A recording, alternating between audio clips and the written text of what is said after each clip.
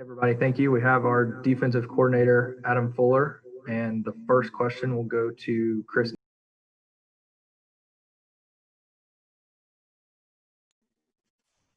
Hey, Coach. I was wondering, with the loss of spring, how difficult is it to figure out versatility kind of fit as you're trying to move pieces around in a defense, and specifically at the Fox position, who kind of stands out from the little limited amount of practice you guys had in spring at that position?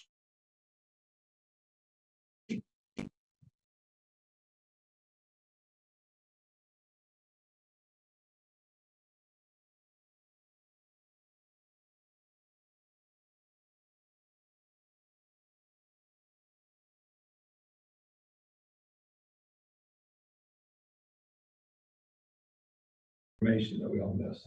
All right, I'm sorry. That's all right. You got me now? Yes, sir. Okay. So, Chris, just you asked specifically just for the Fox position or just overall?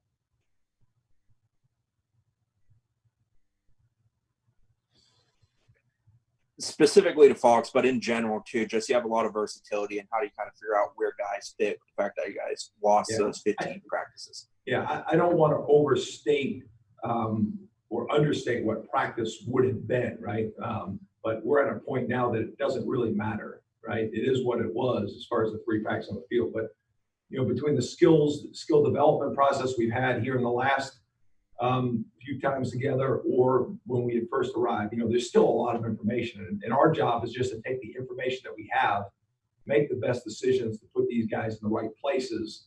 And now as we start to apply it a little bit more in fall camp, there might be a little bit more movement than would have taken place in fall camp if not. But, that's on us as teachers, right? So I think we've got enough pieces and Fox. There's some interchangeable parts. I think Janaris Robinson and Joshua Kando are both interchangeable.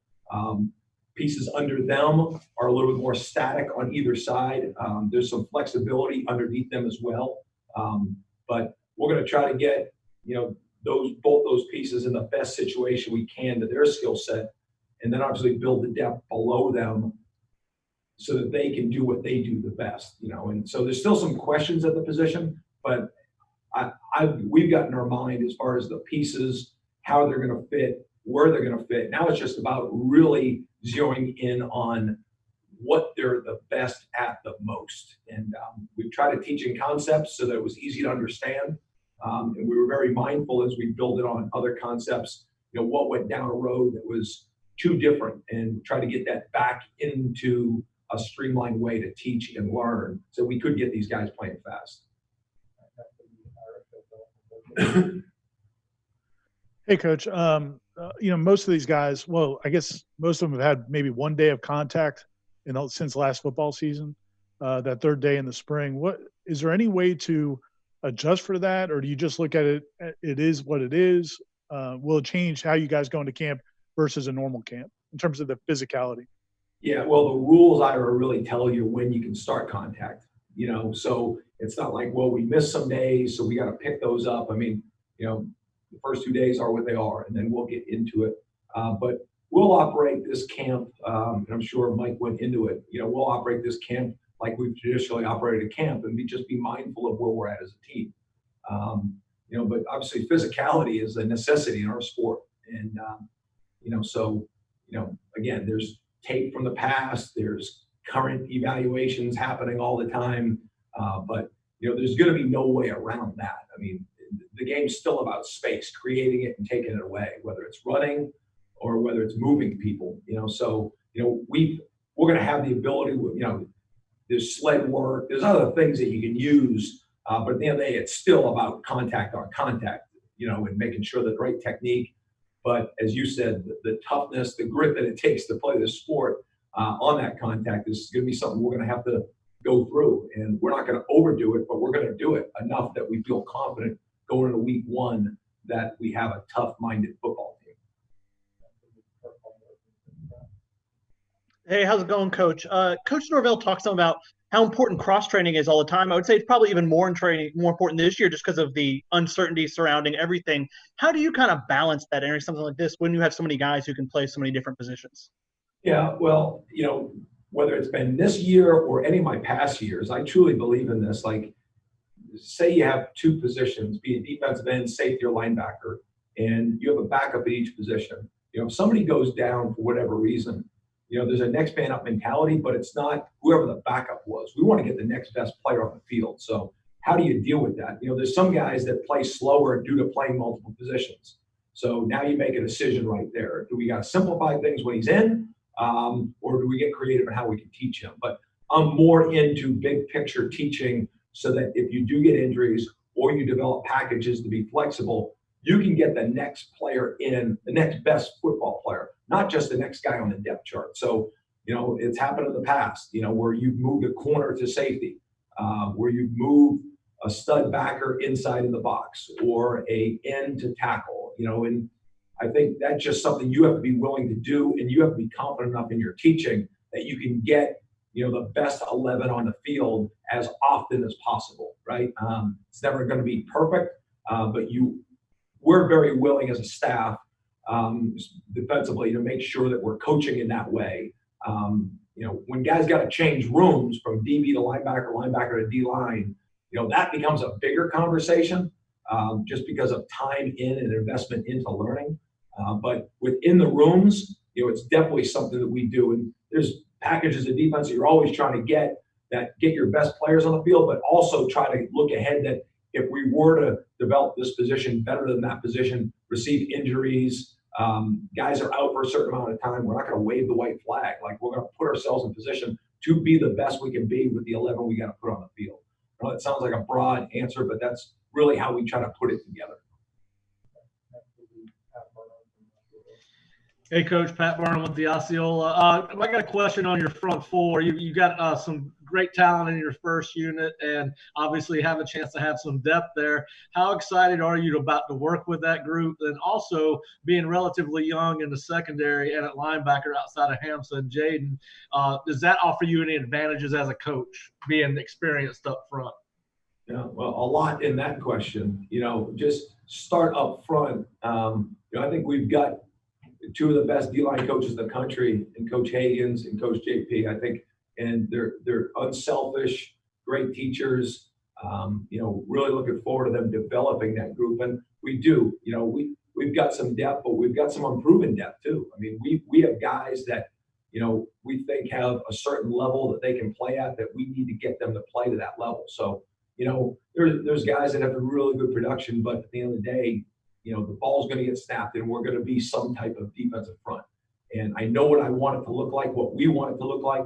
We want to be an aggressive attack mindset up front, and we want to be very unpredictable. We want to be a vertical get off front, but we're not going to stand there, right? We're going to move around. We're going to make sure that we allow those guys to be playmakers, they're not just going to eat up blocks. And so our job is get them in one-on-ones, that can happen by offenses just making those decisions, or we can try and make sure that we're lining them up or post-snap moving them in a way that they can make plays and be impactful players, in our defense, because it starts with them, And as far as just the linebackers and secondary, I think there's a good mixture of guys that have played and guys that have some youth. I think that's always helpful on a team, but at the end of the day, just because you played doesn't mean you're good enough. We've got a long way to go. In the back seven, we got a long way to go as a defense, but I've seen the willingness to work and learn, and I think that's what you're looking for right now. And, our goal is to make sure that we're improving every day. And, it's not to be perfect, it's just to get better. And, that's easier said than done, but that's really got to be the mindset. But I do feel I am excited about the group that we have at all three levels of our defense, but there's a lot of work to be done. Thanks, Coach, for doing this. How, obviously it's been a strange time in the last 4 months. How much of that kind of adversity have you seen your leaders maybe step up and seen guys maybe take up a larger leadership role during with everything going on? How excited do you think that'll help you guys out moving into the season? Yeah, virtual leaders, right, is a different terminology now, but I think we see it in families too. Even though you're separated, it's like somebody's got to take the flag and kind of plant it and run with it. So I think we saw some of that. I think where you saw that a lot was maybe in these off-season workouts. It was hard because, some people are telling them, hey, don't get together. Some people tell them, hey, get together. And as a coach, as a mentor, as a father figure, you're trying to give them the most educated advice, but it's a little bit confusing as a coach too to really tell them what's right and what's wrong from an organization standpoint and how to lead. But it comes back to what is leadership? Leadership is showing it in actions consistently. And I think we've had some guys that have done that. I'm very cautious in putting guys in front of the defense and the team to say, this is your leader. Because I think the players know before coaches know. And my job is just to make sure that if we are going to put people in front of the defense and say, this is who I want you to follow, this is whose words matter, then I think I'm always going to be a day late than a day early with that, because it's still about actions, and you want that to happen.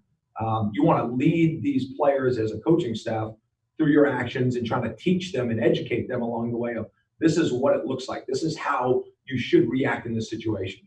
But I'm very careful about trying to put forth people in those positions, because some guys really aren't comfortable doing it. And then that's our job, to educate them how they can do it within their own skin.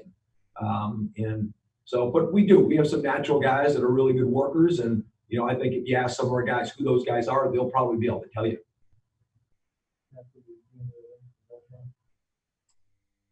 Hey, Coach. In looking, you guys got a couple transfers in the defensive secondary, and at least looking on paper, it looks like you're pretty deep there. So assuming those guys can come in and play a little bit, what does that do for you as a defense coordinator to have that kind of depth in the secondary in terms of schemes, formations, that kind of thing? Are you able to be a little bit more flexible as a coordinator? Yeah, if they can all play, it's all gonna be. But I like the additions, whether it's the signing class, whether it's some of the incoming transfers. I think the biggest thing now when you bring guys from the outside in, right? Because there's always, you're a freshman here at Florida State, whether you start as a freshman or you're working as a sophomore, as a junior, just the day and age of the transfer portal, you could be working your butt off. Somebody could graduate thinking you're the next guy up, and then somebody comes in. And, there's a mindset that is important within all this, as far as a competition of not me versus him, but me with him. And, back in the day, Florida State successes was because you had guys off of this defense and off of this team getting drafted that, were one-year starters. And part of that reason wasn't just because they had the Seminole helmet, was because they had that mindset and that spirit to go, and they knew that their way to get to be the best version of themselves was out there on that practice field, in that meeting room, in that weight room, because they were around other people that were pushing, that had the same type of goals, and they used that in a positive way, not a negative way. So I think there's a balance. You can have depth, but at the end of the day, it's got to be us working with each other and not against each other, from just the standpoint of getting better and understanding that, individual recognition comes with team success. And if you look at all the great teams, those are usually the guys with the most all-conference players, right? And it usually works hand in hand. So, I'm really excited about the buy-in with the guys that we brought in, even the ones that haven't been here for very long. I think we've done a nice job of getting the right physical talent, but the right mindset too with some of these guys that we brought in. So I think it's been a positive experience, but it is a process with that group. Last one will be Corey Clark. Hey, Coach, I just wanted to ask you about Amari Gainer. I know he's put on some weight. And he's obviously, you only coached him for 3 practices so far, but he's a pretty physical guy that can move. Where do you foresee him? How do you foresee him making an impact on the defense? Well, we're going to start Amari as a stud, so I think that fits him. One of the best things Amari does is he absolutely plays with great constant effort. He can flat out run. He's got a really good mindset about him. So, I think he'll be a really good outside-in player. He'll be good. He's got good pass rush skill to him too, as you guys have seen in the past. That's what he did a lot at Childs High School.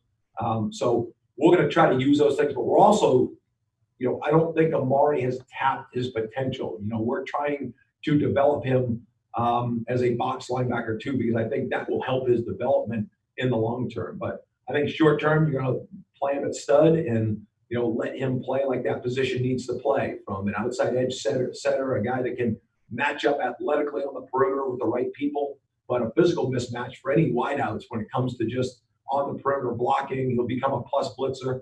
You know, he's a guy that I think we can match up on third down too. So, you know, we're excited about Amari's development, and he's shown the commitment. I mean, his body looks different, and it's exciting to see what he's going to bring.